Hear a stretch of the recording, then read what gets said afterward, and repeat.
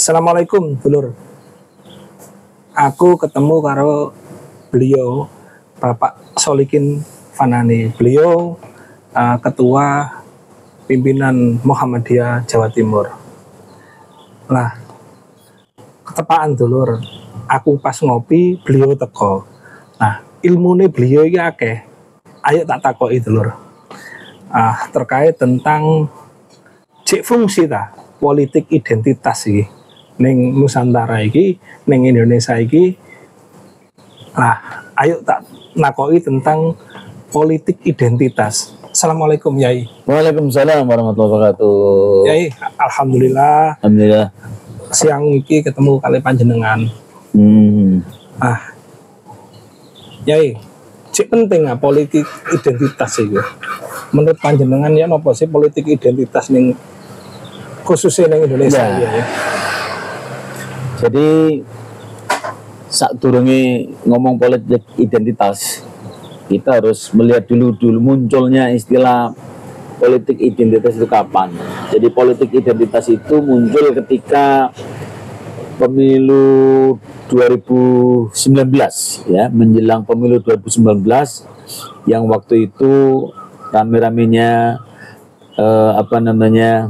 antara pertarungan sebenarnya antara kelompok yang didukung atau calon yang didukung oleh mayoritas orang Islam dengan yang didukung oleh orang di luar Islam pada waktu itu.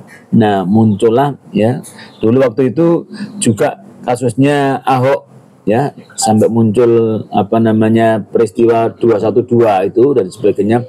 Nah, itu asal mula munculnya disebut dengan politik identitas. Jadi maksudnya itu politik yang menggunakan agama sebagai politisasi, sebagai agama dipolitisasi. Nah, agama itu kan identitas. Misalnya kalau punya identitas itu KTP itu loh. Tanya identitasnya itu kan ada namanya di situ adalah misalnya KTP apa? Oh, Islam. Nah, jadi namanya itu disebut sebagai politik identitas.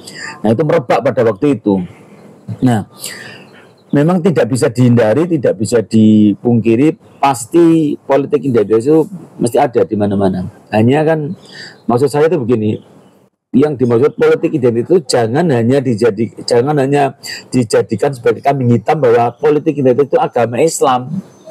Yang namanya identitas itu kan wake, iya toh? Termasuk ormas, termasuk golongan, termasuk suku. Itu kan identitas.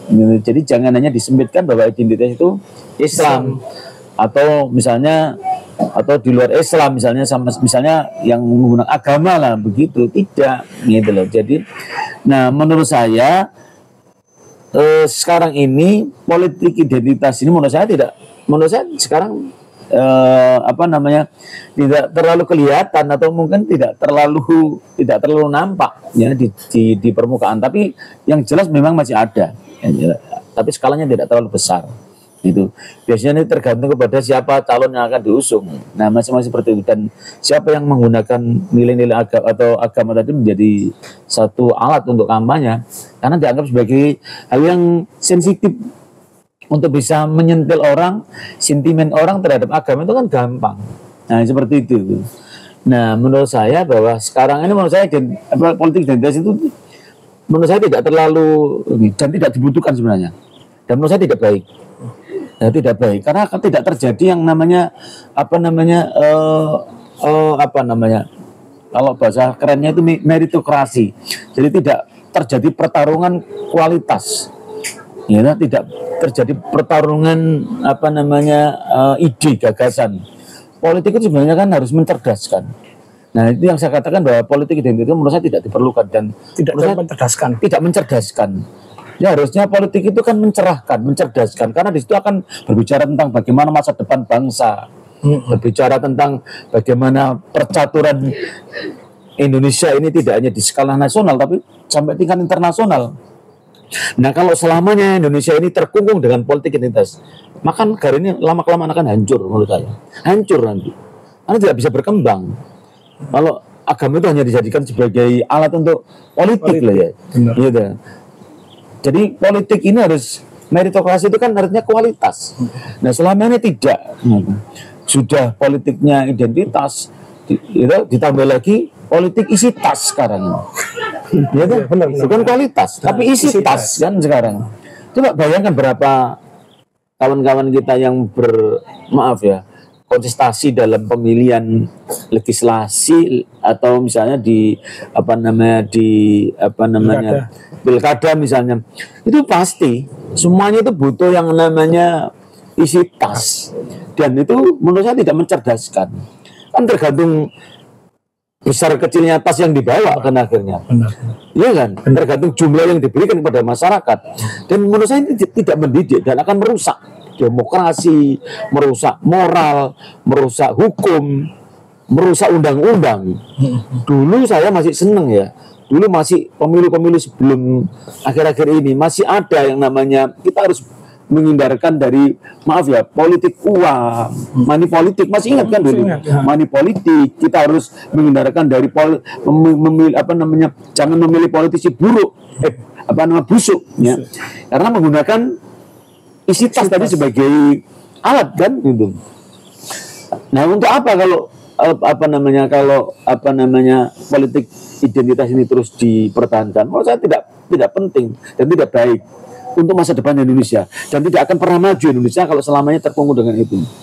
Walaupun memang politik identitas tidak bisa dihindarkan, tapi jangan dipertahankan gitu. Dan jangan dijadikan sebagai alat untuk pesta demokrasi. Nah, cuma bagaimana kita menghindarkan seperti ini gitu kan? Ini menjadi sulit gitu. Semua akhirnya terjebak dalam politik identitas, politik isi tas, dan akhirnya kualitas tidak kita dapatkan. Pemimpin-pemimpin yang tidak berkualitas. Kalau identitas itu kita jadikan sebagai alat, kalau isi tas itu kita jadikan sebagai modal ya, sebagai alat untuk menyelenggarakan pemilu atau mengikuti pilkada misalnya, kita tidak akan pernah mendapatkan pemimpin yang berkualitas. Yang tadi saya sampaikan bahwa pemimpin ini kan bisa merancang masa depan Indonesia, membuat undang-undang, bisa mensejahterakan masyarakat. Kalau politik identitas dan politik isi tas tadi yang orang akhirnya sibuk mencari mencari pengganti, mencari modal balik modal kan betul begitu. Dulu aja pernah saya masih ingat itu, kalau nggak salah masih pemilu 2014 itu, jangan ada politik dagang sapi, masih ingat kan? Itu masih samar-samar. Sekarang sudah politik isi tas ini betul-betul, dan identitas ini dijadikan sebagai alat. Nah, oleh karena itu ayo gitu loh, kita ini masyarakat, jadilah pemilih yang cerdas.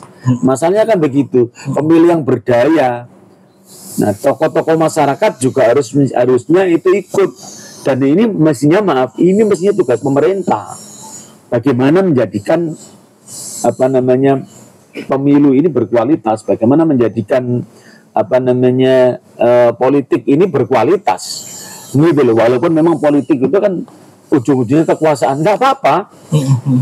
Tapi cara yang digunakan ini harus yang baik gitu, yang benar itu, yang bisa mencerdaskan, yang bisa melegakan, yang bisa melahirkan pemimpin-pemimpin yang berkualitas, sehingga nanti masa depan Indonesia ini betul-betul bisa dirasakan oleh siapapun.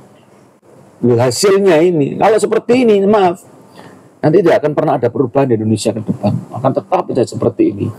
Gitu. Sehingga nanti orang mau mau mencalonkan menjadi anggota DPR atau jadi gubernur atau wali kota, misalnya seperti itu, kan cari modal. Kalau sudah terpilih kan mesti ingin balik modal. Nah, seperti itu. Sehingga orang-orang yang berkualitas, yang tidak punya isi tas tadi itu misalnya, ya, atau misalnya tidak didukung dengan identitas tadi itu, ya tidak bisa. Ya, mudah-mudahan nanti pemilu kita yang akan datang tidak seperti itu lagi. Dulur, iku mau wis akeh pencerahane saka Yai Sholikin Fanani. Wis cukup sakmono panjenengan maknai dhewe apa yang sudah didhawuhkan Yai Sholikin Fanani. Wassalamualaikum warahmatullahi wabarakatuh. Assalamualaikum warahmatullahi wabarakatuh.